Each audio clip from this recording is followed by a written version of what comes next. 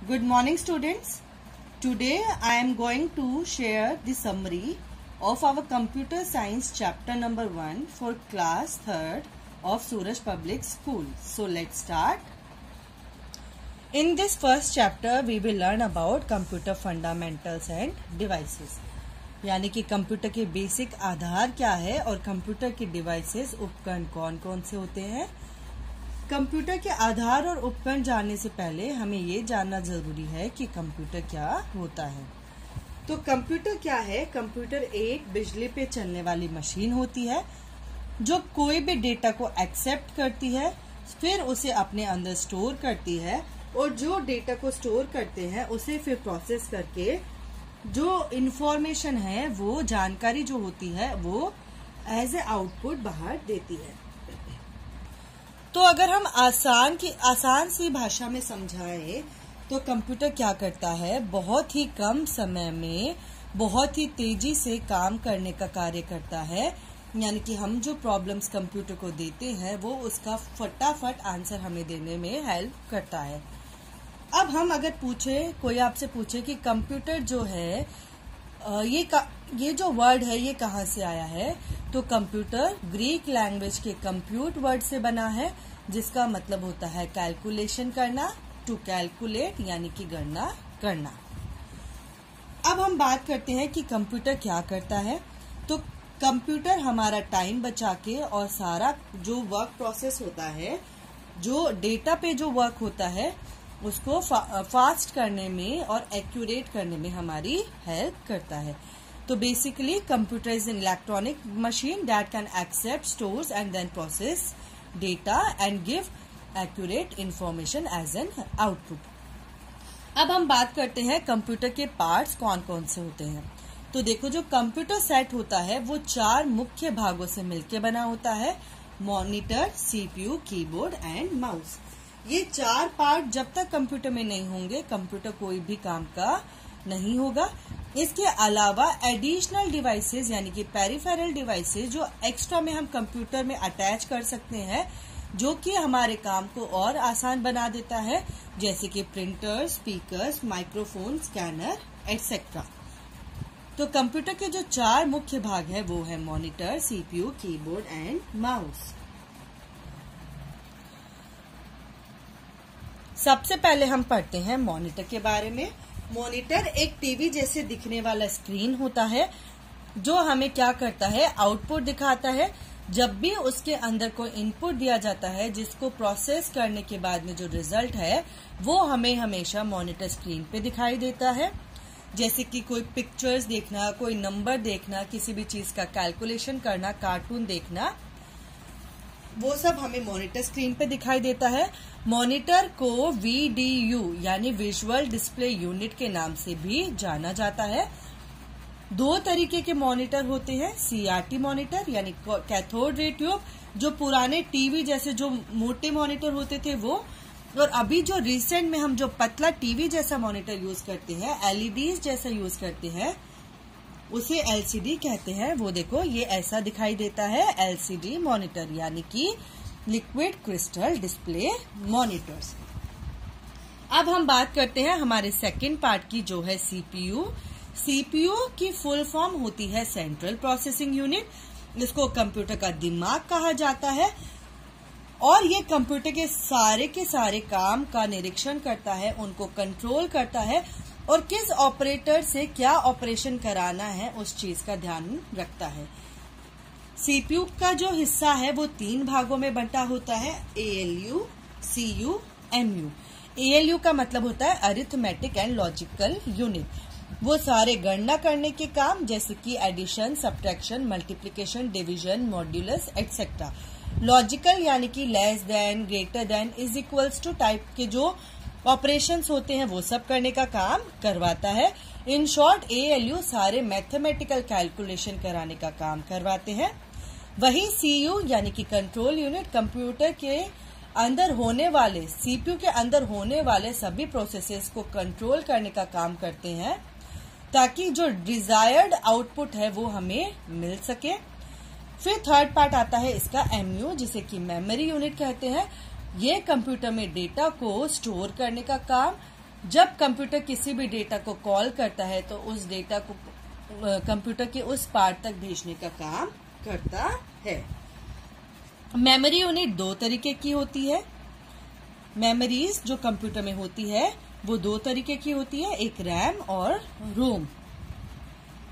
रोम जो होती है वो कंप्यूटर की परमानेंट मेमोरी होती है। उसमें लिखा गया कोई भी डेटा, एक बार जो डेटा उसमें लिख दिया जाता है, उसके बाद में हम ना उसको इरेज कर सकते हैं,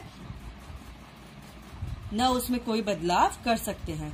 जबकि रैम है वो डेटा को टेम्पररी स्टोर करता है, जिसे हम किसी भी समय पे एडिट भी कर सकते हैं, डिलीट भी कर सकते हैं और जब चाहे तब हम एक्सेस भी कर सकते हैं।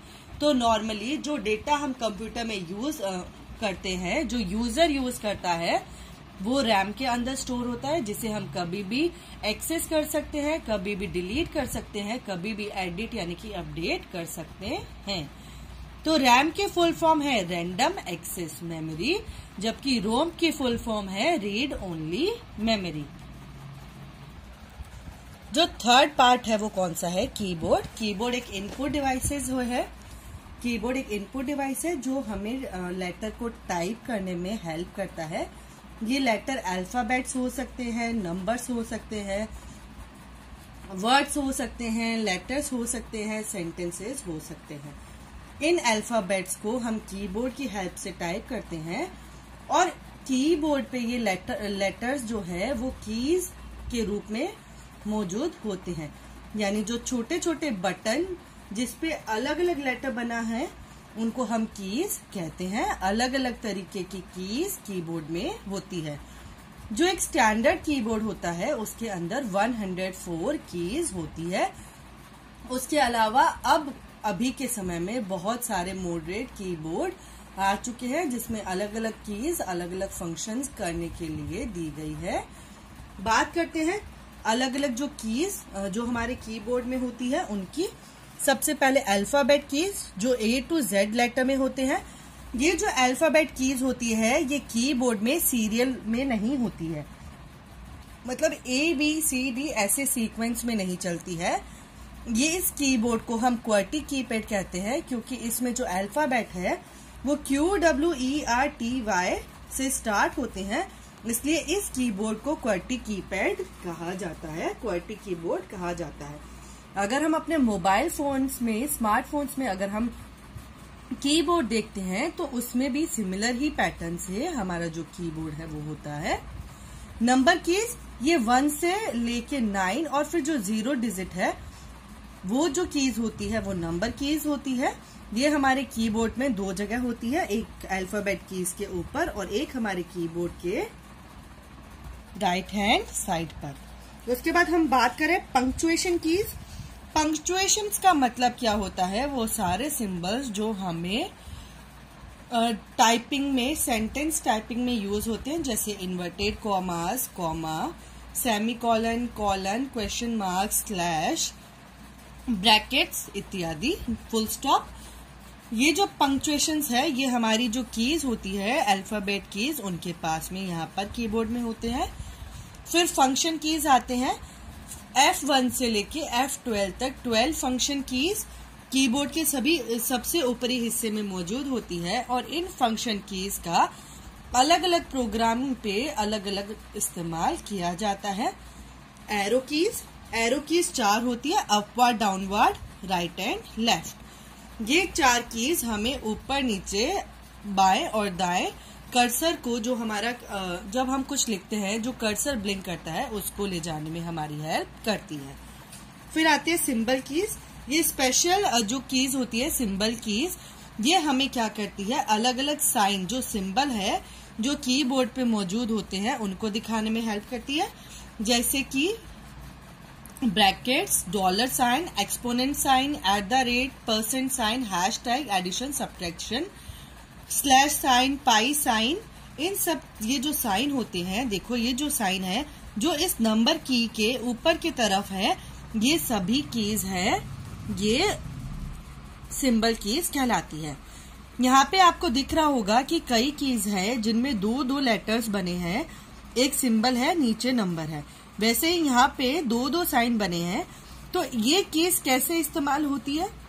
जो नीचे वाला सिंबल है वो उस की को सीधा सीधा प्रेस करते हैं तो वो जो नंबर है, वो जो सिंबल है वो सीधा सीधा टाइप हो जाता है, जबकि इसके ऊपर जो सिंबल है उसको प्रिंट करने के लिए हमें उस की को शिफ्ट के साथ में प्रेस करना होता है, तब जाके वो जो सिंबल है वो हमारे मॉनिटर स्क्रीन पर दिखाई देता है। फिर अब हम बात करते हैं स्पेशल कीज की। 4 स्पेशल की होती है। कौन कौन से? शिफ्ट की, कंट्रोल की, अल्टरनेट की और डिलीट की।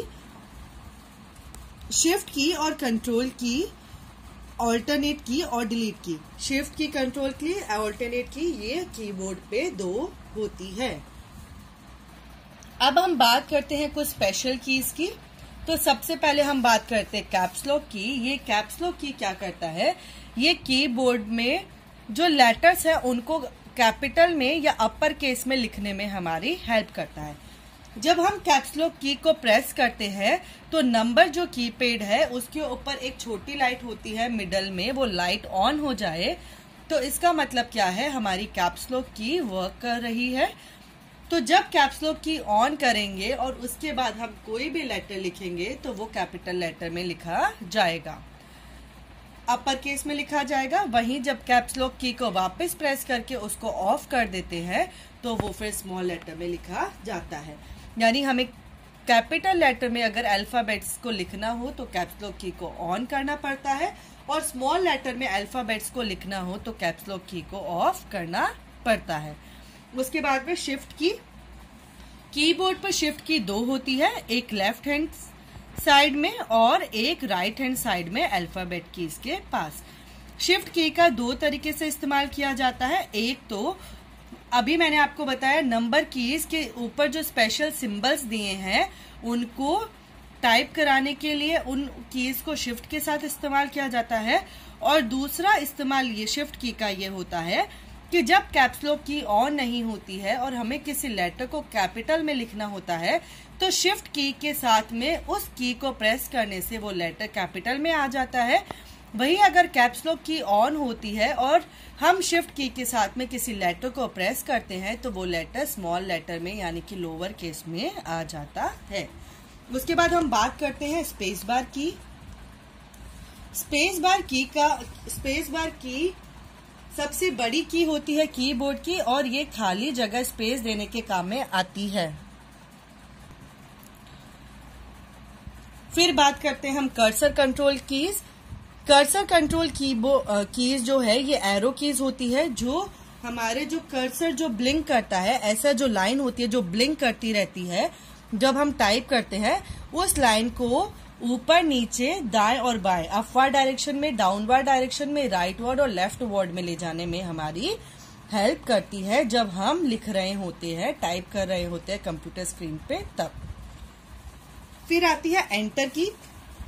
कीबोर्ड पे 2 एंटर कीज होती है, एक अल्फाबेट कीज के पास में और एक नंबर की पैड पे राइट हैंड साइड में। एंटर की हम जब कोई भी सेंटेंस लिख रहे होते हैं तो जब हमें नेक्स्ट लाइन में आना होता है तब हम एंटर की का इस्तेमाल करते हैं। फिर हम पढ़ते हैं डिलीट की। डिलीट का मतलब होता है इरेज करना यानी कि रिमूव करना, मिटाना। जब भी हम कंप्यूटर में कोई भी चीज टाइप कर रहे होते हैं तो डिलीट जो की है वो हमें कर्सर के राइट साइड से कैरेक्टर को डिलीट करने में हेल्प करती है। वहीं बैकस्पेस की जो होती है ये हमें कैरेक्टर को लेफ्ट साइड से, कर्सर के लेफ्ट साइड से इरेज करने में हेल्प करती है। अब हम बात करते हैं माउस की। तो माउस एक पॉइंटिंग डिवाइस है जो कि एक लंबे तार की सहायता से कंप्यूटर के साथ जुड़ा हुआ होता है। ये किसी भी पिक्चर को ड्रॉ करने के लिए या किसी भी ऑब्जेक्ट को पॉइंट करने के लिए, सेलेक्ट करने के लिए कंप्यूटर में इस्तेमाल किया जाता है। माउस में है 2 बटन और एक व्हील होता है, लेफ्ट बटन, राइट बटन, और बीच में जो व्हील होता है वो हमें हमारी स्क्रीन को ऊपर नीचे हिलाने में हेल्प करता है। जब हम माउस से एक बार क्लिक करते हैं तो वो किसी भी चीज को सेलेक्ट कर लेता है, जबकि हम डबल क्लिक करते हैं तो वो उस चीज को ओपन कर देता है, उस आइकन को ओपन कर देता है जिस आइकन पे डबल क्लिक किया गया हो। माउस का एक इम्पॉर्टेंट काम ड्रैग एंड ड्रॉप करने का है। ड्रैग एंड ड्रॉप का मतलब होता है, ड्रैग का मतलब खींचना, ड्रॉप का मतलब छोड़ देना। जब हमें किसी भी ऑब्जेक्ट को या किसी भी आइकन को हमारी स्क्रीन पे एक जगह से दूसरी जगह ले जाना होता है, तब हम माउस का इस्तेमाल करते हैं। हम सबसे पहले उस चीज को सेलेक्ट करते हैं, माउस को घसीटते हुए हम उसको दूसरी जगह पे लेके आते हैं, और माउस के बटन को जब हम छोड़ देते हैं तो वो चीज ड्रैग एंड ड्रॉप हो जाती है। इसके लिए हमें माउस की जो की होती है उसको प्रेस करना पड़ता है। इसके अलावा अब हम जो अलग डिवाइसेस है, जो अदर डिवाइसेस है जो कंप्यूटर में इस्तेमाल करते हैं, उनकी बात करते हैं। सबसे पहले प्रिंटर की बात करते हैं। प्रिंटर एक आउटपुट डिवाइस है जो हमें कागज के ऊपर प्रिंट आउट देने में मदद करता है, और इसी प्रिंट आउट को हम हार्ड कॉपी भी कहते हैं। स्पीकर हमें कंप्यूटर के अंदर आवाज सुनने में हेल्प करता है। माइक्रोफोन, जिसे हम आम भाषा में माइक भी कहते हैं, ये आवाज को रिकॉर्ड करने के लिए या गानों को कंप्यूटर के अंदर रिकॉर्ड करने में हमारी हेल्प करता है। जॉयस्टिक, कंप्यूटर एक पेन जैसा डिवाइस होता है जो कंप्यूटर के ऊपर गेम खेलने में हमारी हेल्प करता है। स्कैनर एक इनपुट डिवाइस है जो हार्ड कॉपी से कंप्यूटर के अंदर चीजों को स्कैन करने में हेल्प करता है। लाइट पेन एक ऑब्जेक्ट है जो हमें स्क्रीन पे चीजों को सेलेक्ट करने में हेल्प करता है। इसका इस्तेमाल ज्यादातर आर्किटेक्चर और फैशन डिजाइनर के द्वारा किया जाता है। यूपीएस कंप्यूटर का एक छोटा इन्वर्टर होता है। जब कभी लाइट चली जाती है तो यूपीएस कंप्यूटर को कुछ समय के लिए पावर सप्लाई करता है, जिससे कि हम जो काम कंप्यूटर में कर रहे हैं वो तुरंत बंद ना हो और हम अपना काम है वो फटाफट सेव कर सके और कंप्यूटर हमारा खराब नहीं हो। क्योंकि आपको पता है जब हम बिना शटडाउन किए कंप्यूटर को बंद कर देते हैं तो कंप्यूटर की मेमोरी को बहुत ज्यादा धक्का लगता है, इससे कंप्यूटर खराब भी हो सकते हैं। यूपीएस की फुल फॉर्म है अनइंटरप्टेड पावर सप्लाई। इसके बाद जो हमारी अगली डिवाइस है वो है प्लॉटर। प्लॉटर बहुत लंबे, जब हमें प्रिंटआउट्स बहुत ज्यादा निकालने होते हैं तब हम प्लॉटर मशीन का यूज करते हैं।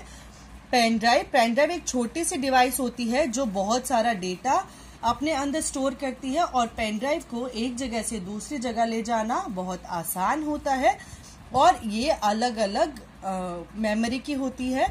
पेन ड्राइव बहुत सारा डेटा एक समय में स्टोर कर सकती है, और इसको एक कंप्यूटर से दूसरे कंप्यूटर में डेटा ट्रांसफर करने के लिए इस्तेमाल किया जाता है। हार्ड डिस्क, कंप्यूटर के अंदर हार्ड डिस्क जो होती है वो सारा डेटा और सारा सॉफ्टवेयर को स्टोर करने का काम करती है। ये सीपीयू के अंदर लगी हुई होती है।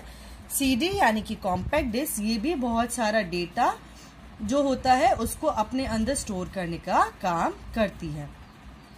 बात करते हैं अब कंप्यूटर सॉफ्टवेयर की। कंप्यूटर सॉफ्टवेयर कंप्यूटर के अंदर के वह भाग होता है जिसे हम न देख सकते हैं न छू सकते हैं, पर उसकी सहायता से हम कंप्यूटर के अंदर सारा काम कर सकते हैं। अभी तक जो हमने चीजें पढ़ी थी वो कंप्यूटर के हार्डवेयर पार्ट्स थे जिनको हम देख सकते हैं, जिनको हम छू सकते हैं। अब हम बात कर रहे हैं कंप्यूटर के सॉफ्टवेयर की। सॉफ्टवेयर कंप्यूटर के वह भाग होता है, वह हिस्सा होता है जिसको न देख सकते हैं न छू सकते हैं, पर वह कंप्यूटर में सारा काम कराने में हमारी हेल्प करता है। आपके बुक में जो एग्जाम्पल दिया वो MS पेंट पेंटिंग करने का काम करता है। लोगो लैंग्वेज है। MS वर्ड 2010 एंड नोटपैड, ये दोनों टाइपिंग प्रोटोकॉल कंप्यूटर के अंदर एज ए सॉफ्टवेयर काम करते हैं। तो हमारे फर्स्ट जो चैप्टर है उसकी समरी मैंने आपको पूरी बता दी है। होपफुली आपको समझ में आया होगा। Thank you.